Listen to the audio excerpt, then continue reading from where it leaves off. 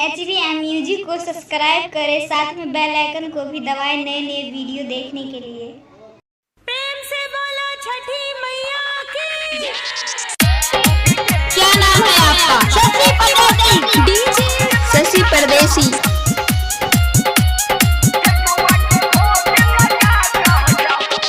उजर छे कोयल कौआ भगेल सवेरियो, आब आहा सूरज देव करू जुनी देरियो।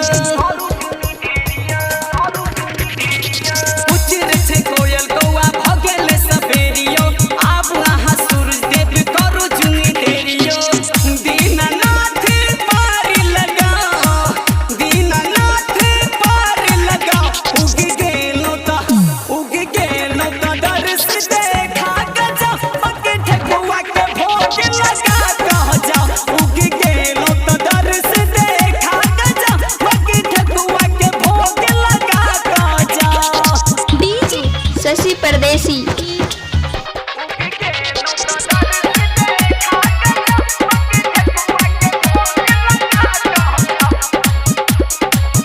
भोर भोर सुइत उठी घाट बनेलो, चहुर के रखे हम लगेलो।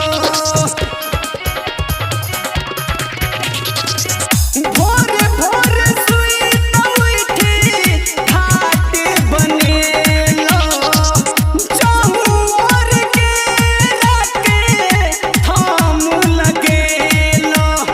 रम चमन सगरो झालर सजेलो, रम चमन सगरो झालर सजेलो। बनु कठोर ने झलक देखा, बनु कठोर ने झलक देखा। उग गेलो त दर्श देखा गजा, मक्की ठकुआ के भोग लगा कह जाओ। उग गेलो त दर्श देखा गजा, मक्की ठकुआ के भोग लगा कह जाओ। डीजे शशि परदेसी।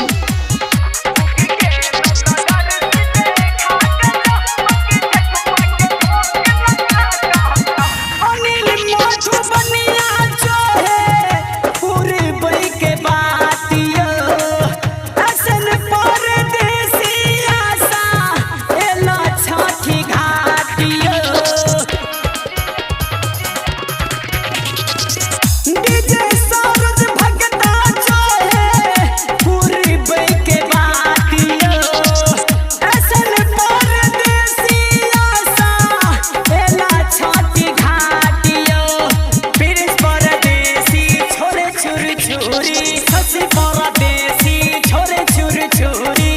बड़की भौजी यही समझाओ, छोटकी भौजी यही समझाओ। दीनानाथ के दर्शन